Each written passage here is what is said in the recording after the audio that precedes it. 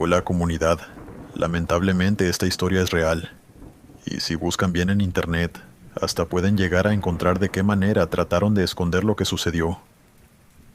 Fui operador de drones militares asignado junto a personal estadounidense, en una base cercana a la frontera de Sonora, y durante años mi trabajo consistió en mirar el desierto desde arriba, monitorear cruces de migrantes y movimientos de grupos del narcotráfico, con cámaras térmicas montadas en drones de largo alcance. Estos son los mismos aparatos que los militares americanos usan en zonas de conflicto, pero que en esa frontera sirven para ver gente, caminando de noche entre los cerros de Arizona y Sonora, con la misma claridad con que uno ve una pantalla de televisión de cerca. Nunca creí en cosas paranormales. Digo eso no como una frase hecha, sino como información relevante para lo que voy a contar. Porque lo que cambió en mí no fue una creencia que siempre estuvo ahí esperando ser confirmada, sino algo que entró de golpe y que no tiene lugar en ningún marco de referencia que un operador de sistemas militares debería necesitar tener. El trabajo era técnico y específico. Desde la consola de control, uno manejaba la cámara térmica del dron, y la imagen que llegaba era siempre en escala de grises, donde el calor aparecía claro y el frío oscuro. Así que una persona caminando de noche en el desierto brillaba como una mancha blanca sobre el fondo gris del suelo, y los animales también, y hasta las piedras que habían acumulado calor durante el día aparecían más claras que el aire de la noche. Teníamos sistemas de análisis de movimiento que ayudaban a separar personas de animales, basándose en la velocidad y el patrón de desplazamiento. Y lo que detectábamos lo coordinábamos con las unidades de la patrulla fronteriza en tierra para que pudieran interceptar o asistir según el caso. Era un trabajo de precisión y de horas de concentración frente a una pantalla, sin mucho margen para la imaginación. En 2024 empezamos a ver algo raro en los monitores. Apareció por primera vez en un turno de noche, mientras seguíamos el movimiento de un grupo de migrantes en un cañón al sur de Arizona. Y al principio lo registramos como una posible falla del sensor, porque lo que veíamos en la pantalla no correspondía a nada que la física de la cámara térmica debería permitir. Un punto negro, completamente negro, moviéndose sobre el suelo del desierto en una zona donde todo lo demás tenía algún grado de temperatura registrable. Negro en infrarrojo significa más frío que el entorno. Y en el desierto de Sonora en pleno verano, nada está más frío que el suelo a las 2 de la mañana.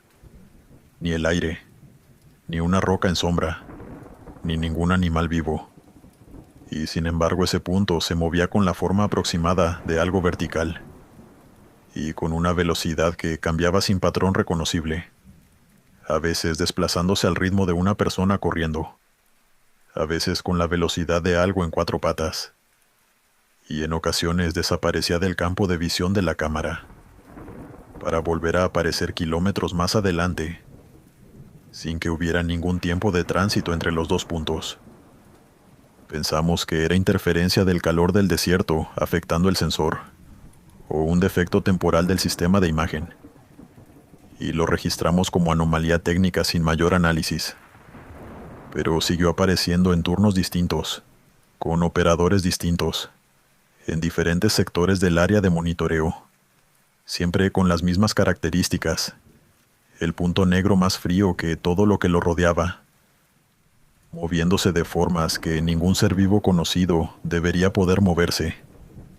Fue un compañero veterano mexicano con más años que yo en esa base quien me dijo lo que los operadores más viejos hablaban entre ellos, sin que quedara en ningún reporte: que en la frontera de Sonora hay zonas donde algo sigue a la gente perdida en el desierto. Cuando revisé grabaciones anteriores encontré el patrón: grupos que caminaban con normalidad y que, de golpe, en cuestión de segundos, cambiaban de dirección completamente o se dispersaban hacia distintos lados, dejando todo abandonado.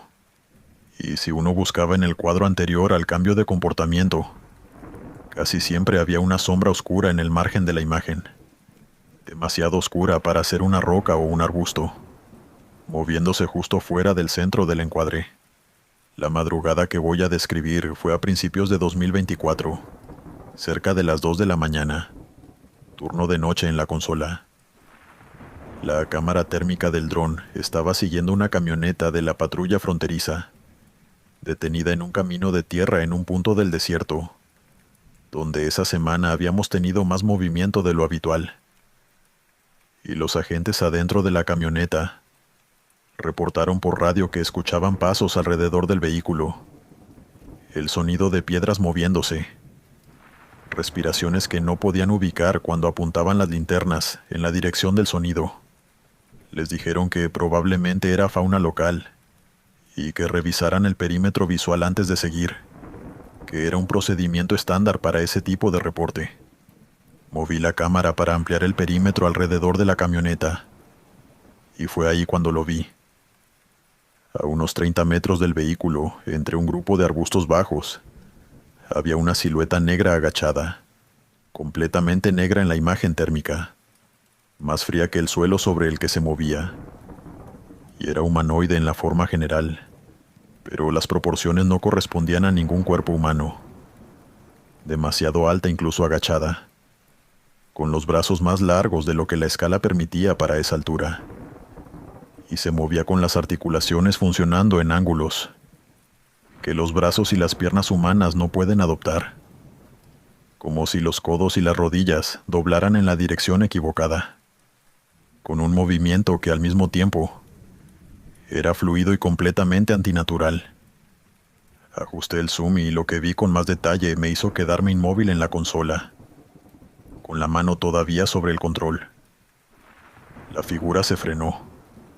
No se detuvo porque algo a su alrededor cambiara, ni porque los agentes en tierra se movieran hacia ella, ni por ninguna razón visible. Se detuvo en el momento exacto en que yo terminé de enfocar la cámara sobre ella, como si percibiera que algo la estaba mirando de una forma diferente a como la había estado mirando antes. Y se quedó completamente inmóvil con esa postura antinatural, mantenida sin ningún esfuerzo visible.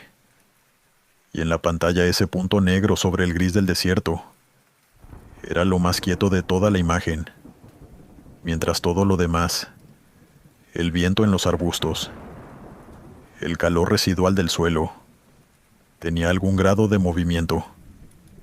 Llamé al operador de comunicaciones y le pedí que contactara a la unidad en tierra para preguntarle si veían algo a su costado derecho. Y mientras él transmitía, yo seguí mirando la pantalla sin apartar la cámara de esa figura. Y uno de los agentes respondió por radio, preguntando si nosotros también la estábamos viendo, con esa formulación específica, también, que implicaba que ellos estaban viendo algo que no habían reportado todavía, y que esperaban que alguien desde arriba les confirmara que no estaban imaginándolo. Las comunicaciones empezaron a llenarse de estática en ese momento, una interferencia que cortaba las palabras, y debajo de la estática había golpes secos que no correspondían a ningún ruido técnico que yo hubiera escuchado en años de trabajo con ese equipo. Y los monitores de la consola parpadearon 2 veces, y el dron perdió señal. La pantalla quedó en negro durante lo que el registro posterior indicó que fueron 11 segundos, y después la señal volvió, y la imagen regresó. Y lo que mostró la cámara fue el camino de tierra donde la camioneta había estado estacionada con la camioneta de costado, volcada sobre su lado derecho, con las puertas abiertas hacia el cielo oscuro y las luces todavía encendidas, apuntando hacia el desierto en distintas direcciones. Y el radio de los agentes solo transmitía el sonido del viento, y debajo del viento algo húmedo y arrastrado, como barro siendo movido por algo que no era la corriente del aire. Nadie respondió por radio esa noche. Encontraron a 2 agentes horas después, lejos del vehículo volcado, en una dirección que no correspondía a ninguna carretera, ni a ningún punto de extracción que alguien que quisiera alejarse del vehículo habría tomado. El informe médico que circuló de forma restringida entre el personal de la base hablaba de barro húmedo en las botas de ambos y de algas pegadas en la ropa, el tipo de algas que crece en agua corriente. Aunque el punto del desierto donde los encontraron estaba a cientos de kilómetros del río Bravo y del agua más cercana, y uno de ellos tenía marcas en la espalda, que el reporte describía como laceraciones paralelas, producidas por algo con un espaciado entre puntas, que no correspondía a ningún animal registrado en la fauna de la región, con una profundidad que indicaba que la presión aplicada había sido considerable. El ejército estadounidense cerró el reporte antes de que el análisis estuviera completo, y la versión oficial fue accidente durante operativo nocturno en condiciones de visibilidad reducida, que es el tipo de conclusión que existe para situaciones que el sistema no sabe cómo clasificar de otra forma. Pedí el traslado días después y me lo aprobaron sin preguntas, lo cual me dijo que no era el primero en pedirlo después de un incidente de ese tipo. Antes de irme hice algo que sé que no debería haber hecho porque cambió la forma en que recuerdo esa noche, de una manera que el tiempo no ha corregido. Revisé la grabación del dron cuadro por cuadro, desde el momento en que detecté la figura hasta el momento en que se perdió la señal. En los cuadros anteriores a la pérdida de señal, la figura seguía inmóvil entre los arbustos en la misma postura, sin moverse, sin cambiar de posición, como si los 11 segundos de pantalla en negro no hubieran existido para ella. Y en el último cuadro antes de que la imagen se cortara, la figura ya no estaba agachada entre los arbustos, sino erguida, completamente erguida con toda su altura antinatural. Y la cámara del dron estaba a varios cientos de metros de altitud, y la figura en el suelo del desierto. Y aún así en ese cuadro, la orientación de lo que debería haber sido su cara, si hubiera tenido cara visible en infrarrojo, apuntaba directamente al dron, directamente a la lente de la cámara, con una precisión que requería saber exactamente dónde estaba el aparato en el cielo oscuro, sin ninguna fuente de luz que lo revelara. No tenía ojos visibles en la imagen térmica. Era completamente negra sin ningún detalle de superficie. Pero en ese último cuadro había algo en la posición de lo que debería haber sido la boca que no estaba en ninguno de los cuadros anteriores. Una alteración en el contorno inferior de la figura que en cualquier cara humana habría sido la expresión de alguien mostrando los dientes. Desde entonces trabajo de día, en interiores, lejos de cualquier equipo de monitoreo nocturno. Y hay personas que me preguntan por qué dejé un trabajo bien pagado, con proyección de carrera para hacer lo que hago ahora.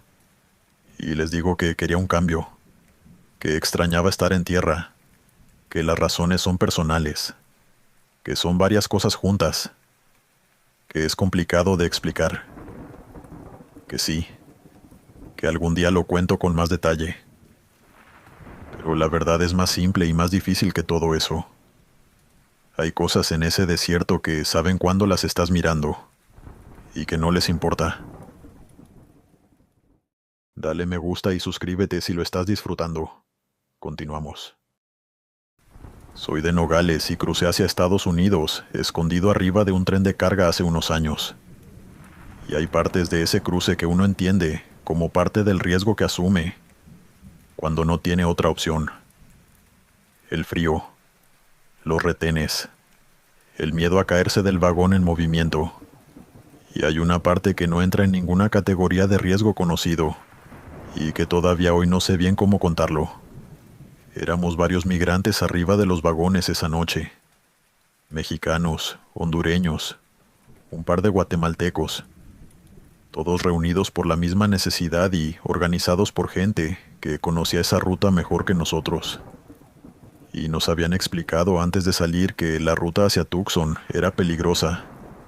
No solo por los retenes de migración, sino por las bandas que operaban en el desierto asaltando a la gente que cruzaba a pie, y que por eso viajábamos arriba de los vagones, y no dentro de los contenedores, porque arriba había visibilidad y la posibilidad de reaccionar si algo pasaba. Aunque arriba también significaba el frío de la noche del desierto, que golpeaba sin parar, y el ruido de las ruedas contra las vías que no dejaba pensar ni escuchar con claridad. Salimos cuando ya había oscurecido completamente, y durante las primeras horas todo estuvo tranquilo, en la medida en que algo así puede estar tranquilo. Cada uno acostado sobre el metal del vagón, aferrado a lo que pudiera aferrarse, mirando el cielo o los costados del tren. dependiendo de cuánto valor tuviera para asomarse, hasta que uno de los muchachos señaló hacia el desierto, y todos miramos en esa dirección. Había figuras caminando entre la oscuridad al costado de las vías. El primer pensamiento fue inmediato y colectivo. Policía fronteriza siguiéndonos por tierra mientras el tren avanzaba, que era algo que pasaba y que todos sabíamos que podía pasar. Pero las siluetas no se comportaban como personas siguiendo un vehículo, porque aparecían y desaparecían entre la oscuridad del desierto, a una velocidad que no correspondía a ningún cuerpo humano moviéndose a pie. A veces las veíamos lejos, varios metros entre ellas y el tren, y segundos después parecían estar al lado del vagón, sin que el intervalo entre los dos puntos tuviera ningún movimiento visible entre medias, ninguna trayectoria. Simplemente lejos y después cerca, como si la distancia no aplicara para ellas. Y ninguna llevaba linterna, y ninguna hacía ningún sonido audible sobre el ruido de las ruedas contra el metal. Un hombre guatemalteco que estaba cerca de mí se persignó, y dijo en voz baja que esa ruta estaba cargada. Y después nos contó algo que nadie pidió que contara, pero que todos escuchamos en silencio, porque el contexto lo hacía imposible de ignorar. Que en ese tramo del desierto mucha gente caía del tren en movimiento y moría aplastada por las ruedas, o despedazada contra el suelo sin que nadie encontrara los cuerpos completos. Que ese desierto tenía muertos sin nombre, distribuidos por kilómetros de vías, y que había quien decía que algunos de esos muertos volvían a caminar cerca del tren, buscando subir otra vez. Que la muerte en movimiento dejaba algo que no terminaba de quedarse quieto en ningún lugar. Nadie habló después de eso, y las figuras al costado siguieron apareciendo y desapareciendo en la oscuridad, mientras el tren avanzaba, y todos mirábamos sin querer mirar. Y mirábamos igual porque el miedo hace eso, te clava los ojos en exactamente lo que no quieres ver. Cerca de Tucson el tren empezó a reducir la velocidad y fue ahí cuando escuchamos los pasos arriba del vagón. Rápidos, como alguien corriendo sobre metal, recorriendo el techo del vagón de un extremo al otro, con una urgencia que no tenía ningún contexto razonable, porque todos estábamos acostados pegados al metal, tratando de no movernos para no perder el equilibrio, y nadie en ese vagón podía estar corriendo sobre el techo. Y los pasos iban de un lado al otro con la cadencia de algo que recorre el espacio aprendiendo sus límites, llegando a un borde y volviendo, llegando al otro y volviendo, hasta que un golpe fuerte sobre uno de los contenedores del vagón de adelante rompió el ritmo, y un chico salvadoreño que estaba en el borde levantó la cabeza y gritó que había visto a alguien subir. Lo que describió no era ninguna de las figuras que habíamos visto caminando en el desierto desde lejos, sino algo que había trepado desde el costado del tren en movimiento, como si hacerlo no requiriera ningún esfuerzo, agarrándose del metal con una facilidad que ningún cuerpo humano debería tener a esa velocidad y a esa altura. Y era un hombre, o tenía la forma de un hombre, pero con la ropa completamente rota y cubierta de sangre seca, y la cara destruida de una forma que el chico no quiso describir con más detalle que eso. Destruida. Y después de trepar había desaparecido entre los contenedores del vagón de adelante, sin que nadie más lo viera moverse. Varios empezaron a rezar en voz baja y nadie quiso mirar hacia adelante del tren, ni asomarse por los costados del vagón. Y los pasos sobre el techo siguieron unos segundos más, con esa misma cadencia de ir y volver entre los bordes, y después se cortaron de golpe y el silencio que quedó era diferente al silencio anterior porque el anterior era ausencia de sonido, y este tenía peso, tenía una presencia que el ruido de las ruedas contra las vías no terminaba de llenar. Cuando amaneció y el tren se detuvo y bajamos, algunos de nosotros revisamos el techo del vagón antes de alejarnos. No porque quisiéramos confirmar nada, sino porque hay algo en el ser humano que necesita saber aunque el saber le cueste. y en el techo había marcas de barro fresco sobre el metal. Huellas de pies y manos embarradas distribuidas en el patrón exacto de algo que había corrido de un extremo al otro del vagón múltiples veces. Y el barro era fresco y oscuro y húmedo. Aunque llevábamos horas cruzando pleno desierto seco sin lluvia, sin agua, sin ninguna fuente de humedad que explicara de dónde venía ese barro y cómo había llegado a estar fresco sobre el metal después de toda la noche. Las huellas terminaban en el borde del vagón de una forma que no dejaba margen para ninguna interpretación reconfortante. No se perdían hacia el interior del tren, ni continuaban hacia ningún otro vagón, sino que llegaban al borde y se cortaban, como si lo que había dejado esas huellas hubiera saltado desde el borde hacia afuera en algún momento de la madrugada, de vuelta hacia el desierto oscuro por el que habíamos pasado, de vuelta a ese tramo de vías donde la gente caía y moría. Y a veces, según el guatemalteco, no terminaba de quedarse quieta en ningún lugar. No hablamos mucho de eso después de bajar, y con el tiempo cada uno siguió su camino, y yo seguí el mío. Pero hay noches donde escucho el sonido de un tren a lo lejos, y pienso en esas marcas de barro fresco sobre el metal, y en las figuras que se movían al costado de las vías sin hacer ruido y sin necesitar linterna. Y me pregunto cuántos de los muertos sin nombre de ese desierto siguen buscando el tren que no los llevó a donde querían llegar. Continuamos. Me llamo Gaspar y hace unos años terminé varado en un campamento improvisado cerca de Piedras Negras, esperando la oportunidad de cruzar hacia Texas. Y lo que voy a contar es real, pero muy difícil de contar. Dormíamos entre lonas y cartones, con fogatas pequeñas encendidas, en puntos estratégicos para que el calor no nos delatara, con los drones que sobrevolaban la zona de noche. El ambiente del campamento era el de gente muy cansada y muy nerviosa, conviviendo en un espacio demasiado pequeño, con el sonido constante de helicópteros, patrullas del lado tejano, los perros que ladraban desde la otra orilla del río, y los rumores que circulaban sobre los grupos armados que rondaban la zona, cobrando o robando a quienes se encontraban esperando el cruce. Desde el campamento se veían los contenedores metálicos que el gobierno de Texas había colocado a lo largo del río Bravo, como barrera improvisada.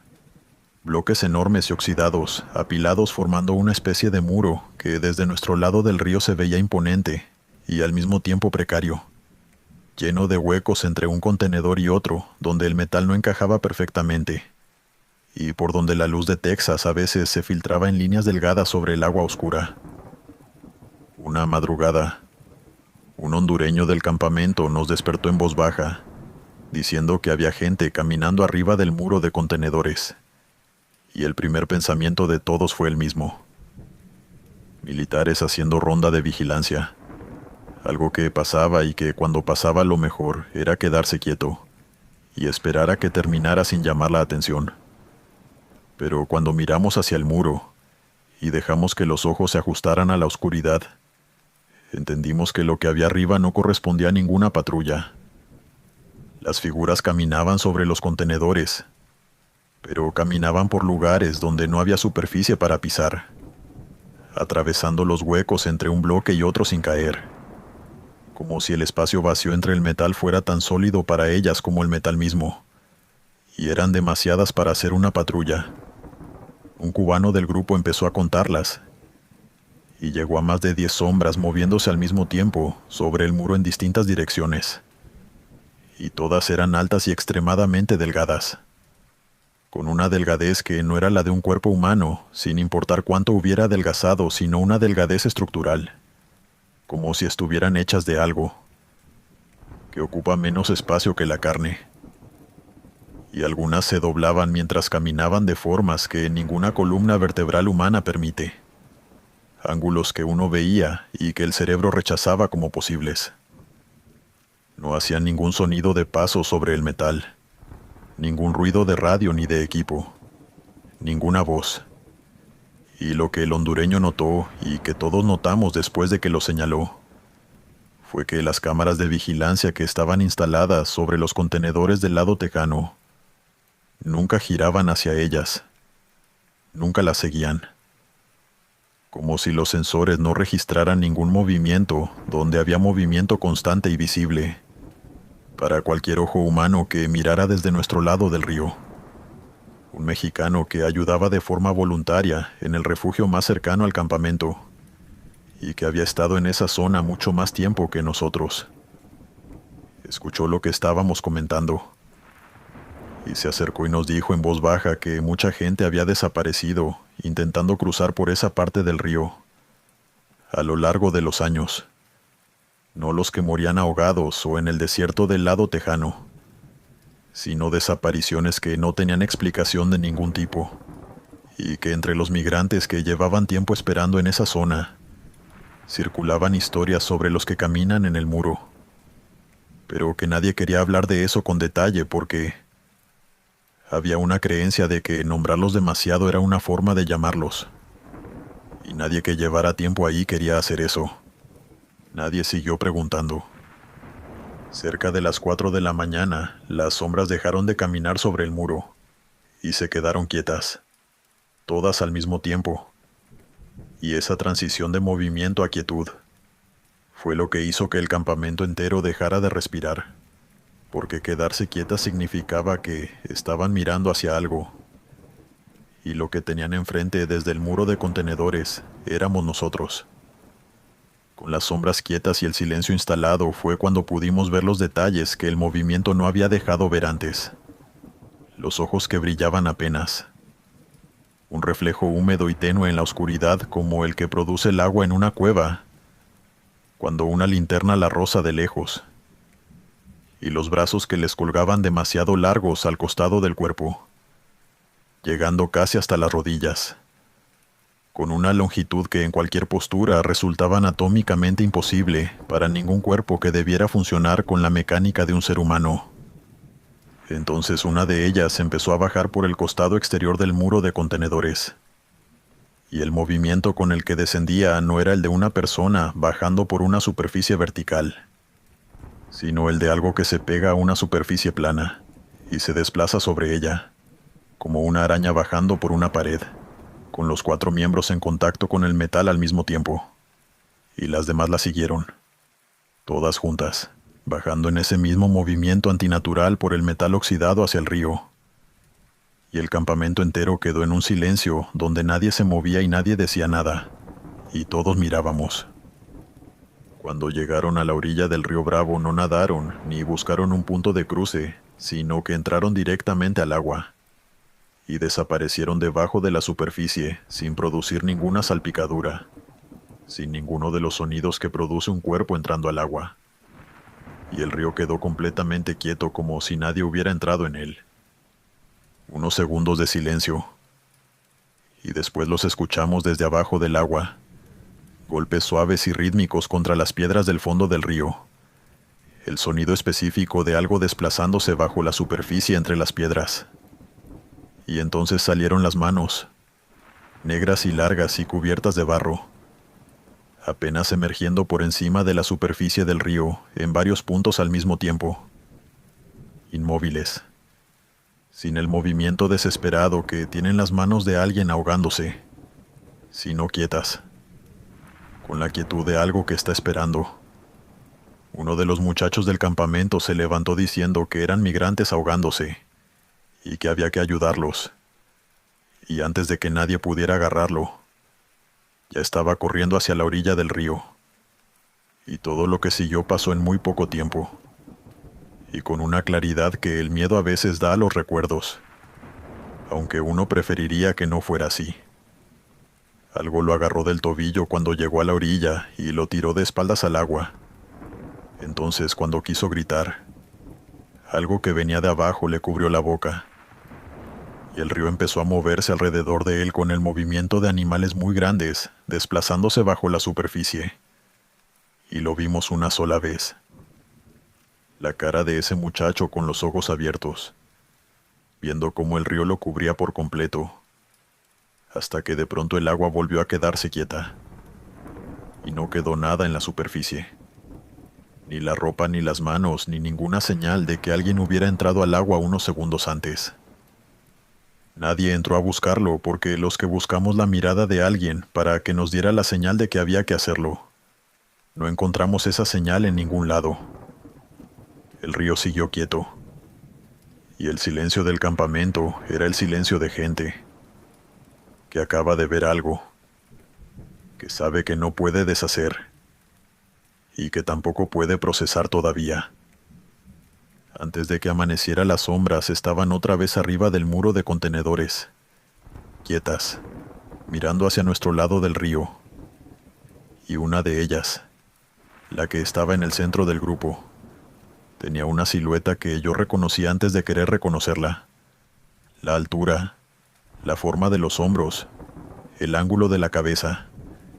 Y varios del campamento la vieron al mismo tiempo, porque el silencio cambió de una forma que no necesitó palabras para comunicar lo que todos estábamos viendo.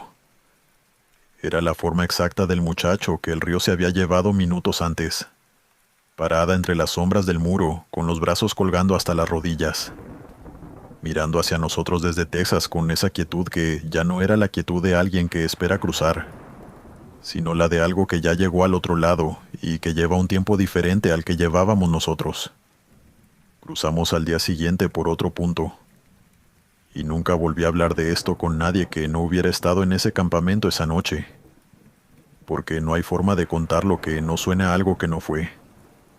Pero los que estuvimos ahí sabemos lo que vimos, y sabemos que ese muchacho que salió corriendo hacia la orilla no está contado entre los desaparecidos de ningún registro oficial, porque nadie que hubiera podido reportarlo estaba en condiciones de hacerlo.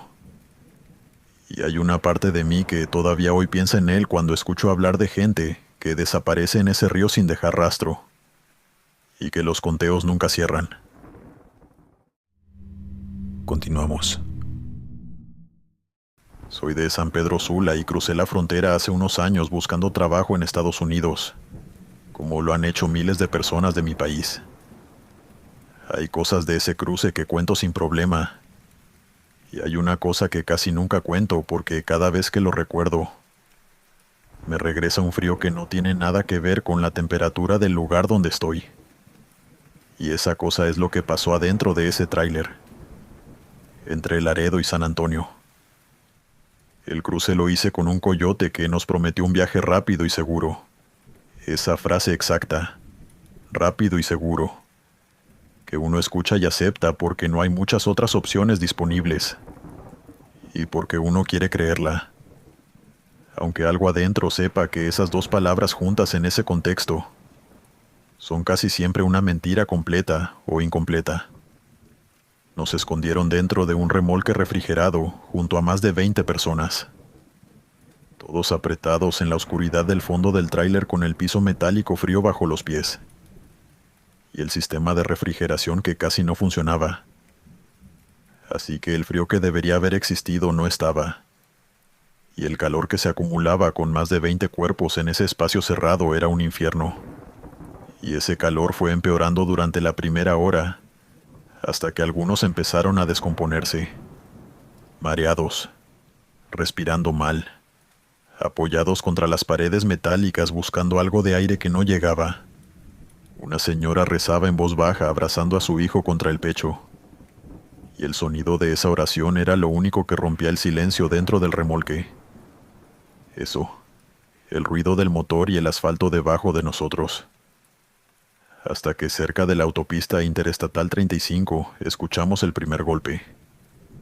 Sonó debajo del piso metálico, un golpe seco y fuerte que todos escuchamos al mismo tiempo, y que nos hizo quedar completamente quietos, porque el sonido venía de un lugar donde no debería haber nada, desde abajo del piso que estaba bajo nuestros pies, como si hubiera un espacio entre el fondo del remolque y el chasis del tráiler donde algo o alguien estuviera golpeando hacia arriba, tratando de comunicarse o de salir. Y el primer pensamiento que todos tuvimos fue que alguien había quedado atrapado en otra parte del camión. Algún otro migrante que no habíamos visto al subir y que estaba escondido en algún compartimiento debajo de nosotros. Después volvieron a sonar. 3 golpes, lentos, fuertes y espaciados, uno después del otro con un intervalo tan regular que borraba cualquier idea de que pudiera ser algo mecánico o el movimiento del camión sobre el asfalto. Y todos nos quedamos callados mirando el piso, como si pudiéramos ver a través del metal lo que había del otro lado. Un hombre mexicano que viajaba con nosotros nos pidió en voz baja que no hiciéramos ruido, y después nos contó que años atrás habían encontrado migrantes muertos en tráileres de esa misma ruta, que el calor y la falta de oxígeno los habían matado antes de llegar a destino, y que algunos de los choferes que hacían ese recorrido hablaban de escuchar cosas durante los viajes nocturnos, sin que hubiera nadie adentro todavía. Es decir, sin haber recogido a nadie. Los golpes empezaron a repetirse cada vez que el camión frenaba o reducía la velocidad, siempre del mismo lugar bajo el piso, siempre con ese ritmo de 3 que no cambiaba. Y el calor siguió subiendo y el olor adentro del remolque empezó a cambiar, de una forma que no tenía explicación. No era aceite ni metal caliente, sino algo orgánico y pesado, como humedad mezclada con carne descompuesta. Un olor que se instaló en la garganta y que no cedía aunque uno intentara respirar por la boca en lugar de por la nariz. Una chica que estaba cerca dijo en voz baja que estaba escuchando voces pidiendo agua. Voces que venían de abajo, mezcladas con el ruido del motor, pero distinguibles si uno prestaba atención. Y otro muchacho dijo que sentía algo rasguñando el piso por debajo de donde tenía las manos apoyadas. Ese sonido específico de uñas o dedos arrastrándose contra metal, suave pero constante. Y una mujer al fondo empezó a llorar y dijo que alguien le estaba respirando en el cuello, aunque no había nadie detrás de ella, solo la pared metálica del remolque. Golpeamos las paredes del tráiler con las palmas y con los puños para que el chofer parara, varios al mismo tiempo, lo suficientemente fuerte como para que se escuchara en la cabina. Pero nadie respondió. Y el camión siguió avanzando y los golpes bajo el piso siguieron respondiendo, cada vez que el tráiler frenaba, como si lo que estaba abajo supiera exactamente cuándo el vehículo reducía la velocidad y aprovechara ese momento para golpear con más fuerza. Y en un punto los golpes se volvieron violentos y rápidos. Ya no 3 espaciados, sino una serie continua que recorría el ancho del piso de un extremo al otro, como si algo corriera bajo el metal siguiendo un circuito. Y uno de los hombres empezó a rezar en voz alta y varios lo seguimos, porque era lo único que quedaba por hacer en ese espacio cerrado en la oscuridad. De golpe todo quedó en silencio. No los golpes solamente, sino todo. El ruido del motor bajó y el tráiler frenó. Y durante unos segundos el interior del remolque estuvo en un silencio que era peor que cualquier sonido que hubiera habido antes. Y después las puertas traseras se abrieron y entró aire frío desde afuera. Y todos salimos como pudimos, empujando, tropezando, respirando ese aire frío con la desesperación de alguien que no estaba seguro de cuánto más hubiera aguantado adentro. Estábamos en un galpón abandonado en las afueras de San Antonio, y afuera no se escuchaba nada, solo el viento y el sonido lejano de la autopista, y el chofer estaba parado al lado del tráiler, con una actitud que no era la de alguien que acababa de terminar un trabajo, sino la de alguien que quería terminar con algo lo antes posible, y alejarse de ahí, evitando mirar hacia el remolque, evitando mirarnos a nosotros, con los brazos cruzados y los ojos en el suelo. Uno de los migrantes que había viajado con nosotros se le acercó y le preguntó directamente si él sabía qué eran esos golpes, si había escuchado algo desde la cabina. Y el hombre tardó unos segundos antes de responder y cuando respondió lo hizo en voz baja, sin levantar la vista del suelo. Y dijo que el remolque venía vacío desde antes de recogernos, y que los golpes habían empezado mucho antes de que subiéramos, antes de cruzar la frontera, antes de que hubiera ningún cuerpo humano adentro para producir ningún sonido. Nadie dijo nada por un momento y después todos empezamos a alejarnos del galpón en distintas direcciones, porque quedarse ahí parado no era algo que ninguno de nosotros quisiera hacer más tiempo del necesario, y cuando ya llevábamos unos metros caminando, los escuchamos de nuevo, desde adentro del remolque que estaba vacío, con las puertas abiertas y sin nadie adentro. 3 golpes secos y espaciados contra el piso metálico, exactamente iguales a los que habíamos escuchado durante todo el viaje.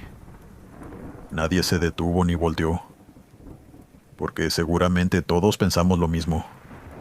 Había cosas en ese remolque que llevaban más tiempo ahí que nosotros, y que lo más sensato era dejarlas donde estaban y seguir sin mirar atrás. Continuamos. Soy exoficial estatal y esto que voy a contar pasó cerca de San Fernando, en el estado de Tamaulipas, hace algunos años, en una época en que esa zona era uno de los territorios más complicados del país, y en que todos los que trabajábamos ahí sabíamos que cada operativo podía salir de cualquier forma. No era miedo lo que uno sentía en ese trabajo, o al menos no el miedo ordinario. Era una vigilancia constante, un estado de alerta que con el tiempo se vuelve parte de la forma en que uno respira y que uno cree que lo prepara para cualquier cosa. Lo que encontramos en ese rancho esa noche no era nada para lo que ningún entrenamiento te prepara. En esa época nos tocaba trabajar rutas relacionadas con tráfico de personas y movimientos de cárteles. Y todos sabíamos que había ranchos y propiedades abandonadas que los coyotes usaban como casas de seguridad para migrantes. Lugares fuera de las carreteras principales donde podían tener gente varios días esperando el siguiente movimiento. Esa noche recibimos un aviso anónimo sobre movimientos extraños en un rancho alejado de la carretera. El tipo de aviso que puede ser una trampa o puede ser información legítima, y que uno trabaja de la misma forma en cualquier caso. Fuimos 2 patrullas y al acercarnos al lugar las radios empezaron a llenarse de interferencia. Estática constante que no se iba aunque cambiáramos la frecuencia. Y eso ya era una señal de que algo no cuadraba, porque esa interferencia específica en esa zona generalmente indicaba que había equipo de comunicaciones activo cerca. Y si había equipo activo era porque había gente que no quería ser escuchada. El rancho estaba completamente oscuro cuando llegamos, sin electricidad. Y lo único que había afuera era una camioneta vieja, estacionada con las puertas sin seguro, y el interior vacío, sin señales de que alguien hubiera salido corriendo hace poco, porque no había polvo levantado ni puertas abiertas de golpe, ni ninguno de los signos que deja una salida apresurada. Entramos con las linternas encendidas, y encontramos adentro lo que encontramos en muchos de esos lugares: colchones tirados en el piso, botellas vacías, ropa húmeda abandonada, las marcas inequívocas de que un número grande de personas había estado viviendo en ese espacio recientemente y que por alguna razón ya no estaban. Y lo primero que pensamos fue lo mismo que siempre: que alguien nos había visto llegar y que los coyotes y su gente habían salido antes de que pudiéramos rodear el perímetro. Pero el silencio no cuadraba. No había animales, no había insectos, no había viento moviéndose por los espacios abiertos del rancho. El silencio específico del campo de noche, que debería estar lleno de sonidos pequeños, y que en ese lugar estaba completamente muerto. Y eso era lo que hacía que todos nos moviéramos más despacio de lo normal, y con más distancia entre nosotros de lo que el protocolo requería. Revisamos las habitaciones y no encontramos a nadie, hasta que uno de mis compañeros señaló hacia el fondo de la casa, a una puerta que ninguno había notado porque estaba detrás de una cortina vieja, pegada a la pared. Y cuando apartamos la cortina vimos las cadenas. La puerta estaba cerrada desde afuera con 2 cadenas y un candado, lo cual significaba que lo que hubiera adentro estaba ahí porque alguien no quería que saliera. Y fue en ese momento cuando el olor llegó. Humedad mezclada con algo orgánico y pesado, que uno de los agentes describió como olor a carne vieja. El tipo de olor que tiene la carne cuando lleva mucho tiempo en un espacio cerrado sin ventilación. Y mientras discutíamos si romper las cadenas o esperar refuerzos o establecer primero el perímetro, llegó el primer golpe. 3 golpes secos contra la puerta desde adentro, duros y espaciados. Y todos nos quedamos inmóviles porque ese sonido en ese contexto, en ese lugar, significaba que había alguien encerrado ahí. Y la primera reacción de cualquier persona entrenada para situaciones de rescate es establecer comunicación. Así que pregunté en voz alta quién estaba ahí adentro, y esperé y nadie respondió. Solo llegaron murmullos bajos, varias voces hablando al mismo tiempo. Uno de los muchachos agarró la herramienta para romper el candado, pero otro compañero le puso la mano en el hombro y le dijo que se alejara con una voz que no era la de alguien, dando una instrucción táctica, sino la de alguien que necesita que la persona que tiene al lado no haga lo que está a punto de hacer. Estaba completamente pálido y cuando me explicó por qué dijo que conocía ese rancho, que años atrás habían encontrado migrantes asesinados en esa misma zona, durante uno de los periodos más violentos de los cárteles en Tamaulipas, y que algunos de los cuerpos nunca aparecieron, que había conteos de personas que nunca se cerraron porque los números de los que habían entrado no coincidían con los de los que encontraron, y que ese rancho en particular tenía una historia que los oficiales de la zona pasaban entre sí sin que nunca quedara en ningún reporte oficial. Entonces volvieron los golpes, y esta vez la puerta vibró con una fuerza que movió las cadenas y sacudió el marco. No 3 golpes espaciados, sino una presión continua desde adentro, empujando contra la madera. Y uno de los agentes levantó el arma y apuntó hacia el centro de la puerta por reflejo. Y yo mismo sentí algo que en años de operativos no había sentido de esa forma. Miedo de abrir. No de lo que pudiera haber del otro lado en términos de peligro armado, sino de otra cosa que no sé nombrar mejor, que como el miedo a confirmar algo que uno preferiría no confirmar. Abrimos igual porque era lo que teníamos que hacer. Cortamos las cadenas y jalamos la puerta hacia afuera de golpe, y todas las linternas apuntaron adentro al mismo tiempo, y la habitación estaba vacía, completamente vacía. Solo tierra húmeda en el piso, y las paredes de concreto que en cuanto las iluminamos bien, mostraban lo que había en ellas. Marcas de manos cubriéndolas de arriba abajo, decenas de ellas, distribuidas sin ningún orden en toda la superficie disponible, con la presión y la desesperación que tiene una mano que raspa contra una superficie que no cede. Y en varios puntos donde las marcas eran más densas y más bajas, había uñas incrustadas en el cemento, quebradas, enterradas hasta donde el cemento las había detenido. Y uno de mis hombres vomitó cuando su linterna iluminó el fondo del cuarto.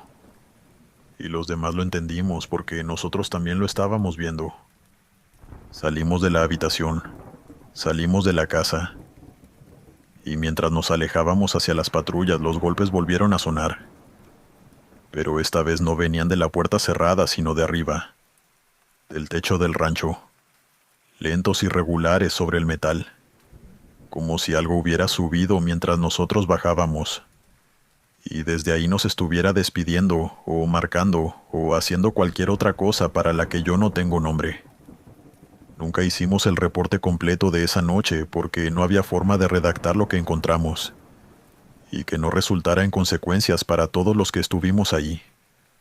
Y oficialmente el rancho estaba abandonado, y no se encontró nada de relevancia operativa, y el aviso anónimo quedó archivado como información no confirmada, que es la forma en que ese sistema archiva las cosas que no sabe cómo procesar. Pero desde esa noche entendí por qué en San Fernando muchos policías con años en la zona prefieren no entrar solos a ciertos lugares después de la medianoche, y por qué cuando alguien nuevo llega y pregunta por qué, los que llevan tiempo simplemente le dicen que así es como se trabaja ahí y no dan más explicaciones. Gracias por el espacio. Hoy que ya no trabajo en la fuerza puedo contarlo, y qué mejor lugar que este. Saludos, Glenn. Continuamos. Soy de Monterrey y crucé el río Bravo en agosto de 2023, entre Piedras Negras y Pase del Águila, Y hay una parte de ese cruce que no he podido contarle a nadie sin que la persona que me escucha cambie la expresión de una forma que me hace arrepentirme de haber abierto la boca.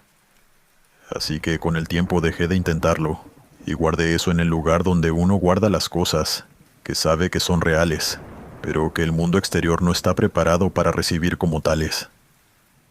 Éramos 7 personas guiadas por coyotes que conocían ese tramo del río y que nos hicieron esperar cerca de los contenedores metálicos que el gobierno de Texas había colocado como barrera bajo la Operación Lone Star.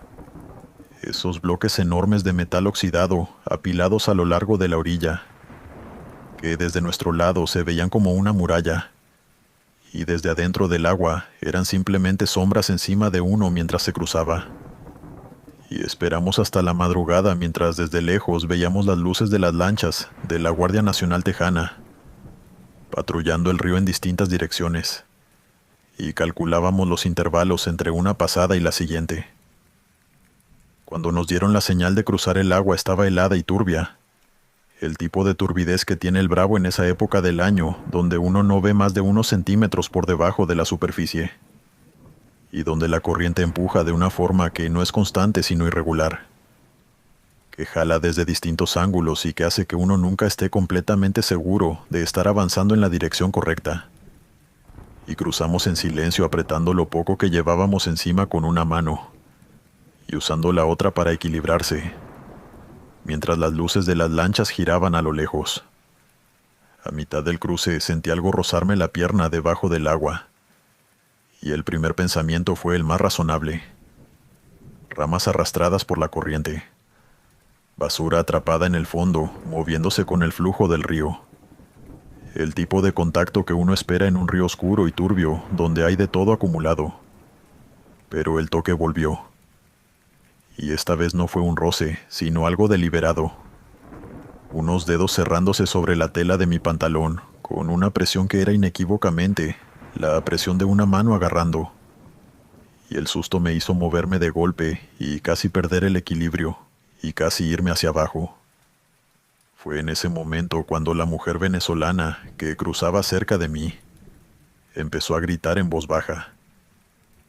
Ese tipo de grito contenido que uno hace cuando el instinto es gritar, pero el contexto no permite el sonido completo, diciendo que algo estaba jalando a uno de los hombres hacia abajo. Y el grupo entero empezó a empujarse porque cuando uno empieza a moverse con desesperación en el agua, los demás lo sienten en la corriente que generan y reaccionan aunque no hayan visto nada.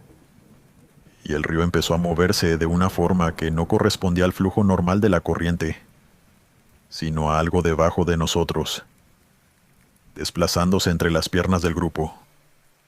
Uno de los muchachos, que llevaba una linterna pequeña escondida, la sacó y alumbró el agua delante de él, lo cual rompía todas las instrucciones que nos habían dado, pero en ese momento nadie estaba pensando en instrucciones, y la luz de la linterna penetró unos centímetros la turbiedad del río, y en ese espacio iluminado vimos algo subir desde abajo.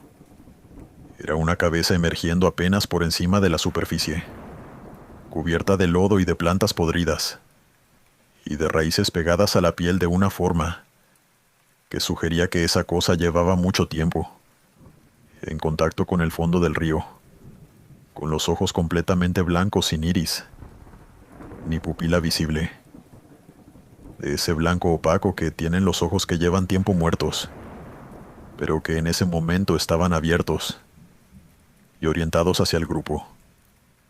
Y la boca se abrió, y entre los dientes cayó barro oscuro mezclado con algo más espeso que el barro.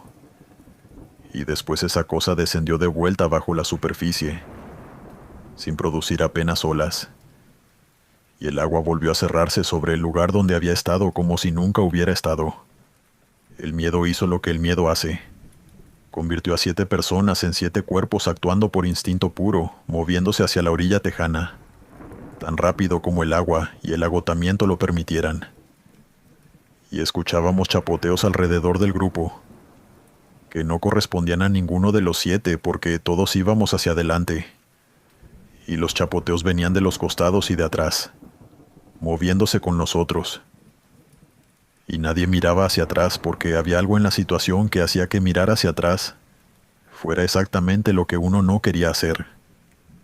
Entonces uno de los hombres empezó a pedir ayuda, con esa voz específica de alguien que no está en pánico, sino que está siendo sujetado. Esa voz baja y desesperada de quien está luchando contra algo que tiene más fuerza que él y que está perdiendo.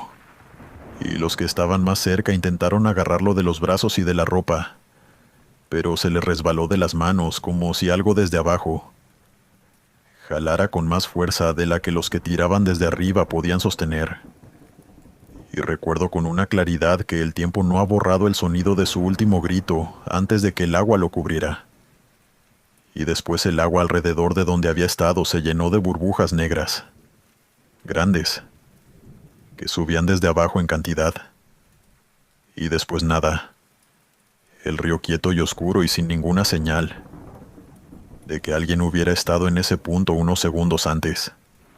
Llegamos a la orilla con 6 personas donde habíamos empezado siendo 7. Y los coyotes nos dijeron que siguiéramos caminando y no volteáramos. Nadie discutió porque nadie tenía capacidad de discutir nada en ese momento. Y horas después unos voluntarios nos encontraron y nos dieron agua y mantas. Y uno de ellos, cuando nos fue preguntando de dónde veníamos y por qué zona habíamos cruzado, se quedó en silencio cuando le dijimos el punto exacto del río. Un silencio que tenía la textura del silencio de alguien que reconoce algo que ya conocía y que habría preferido no confirmar. Nos contó que en esa parte del río habían recuperado muchos cuerpos a lo largo del tiempo, atrapados entre ramas y alambre de púas en el fondo, y que entre los migrantes que cruzaban por esa zona y entre los voluntarios que trabajaban en esa orilla, había una historia que se repetía sobre algo que vivía debajo del agua en ese tramo, algo que confundía a la gente cansada y asustada, y la arrastraba hacia el fondo, aprovechando exactamente el estado en que uno llega al río después de días de camino, y que muchos le llamaban a ese lugar la parte del río que jala, sin saber del todo si hablaban de la corriente o de otra cosa. Desde esa noche tengo pesadillas constantes con el río. No todas las noches, pero sí con una frecuencia que no ha disminuido con el tiempo, como disminuyen normalmente los sueños malos. Y en esas pesadillas veo al hombre que desapareció esa noche saliendo del agua cubierto de barro, con los ojos completamente blancos y la boca abierta. Y detrás de él siempre hay más caras mirando desde abajo de la corriente. Varias. Demasiadas para que todas correspondan a esa sola noche. Y en el sueño uno sabe sin que nadie se lo diga que llevan mucho tiempo allá abajo, y que el río que jala no discrimina entre los que caen por accidente y los que son jalados.